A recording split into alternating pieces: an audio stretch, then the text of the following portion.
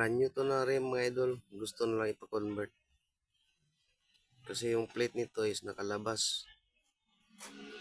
Kasi pagkakabit na doon sa sasakyan, yung gulong niya, labas doon sa sidings. Yan o, ito yung plate. Yung may butas. Labas masyado. Kaya ang gawin natin dyan, ipapasok natin yan, idol. Ipapantay natin dyan sa may facing ng ng rim. Yan, tatanggalin natin yung idol, yung original na niya, na welding.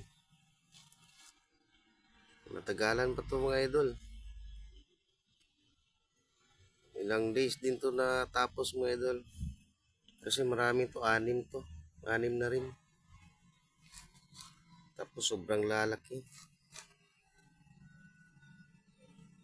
Yan idol. Hinintuan natin yan idol. Baka maglipad.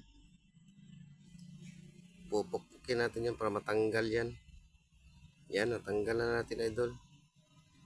Tapos isi-center din natin yan ulit mga idol. Tapos i-welding. Ito full weld pa rin yung pagka-welding idol. O, tingnan niyo yung plate idol oh. Pantay na siya idol. Kaya yung gulong nito idol hindi na doon lalabas sa sidings ng sasakyan. Yan, full weld dyan lahat.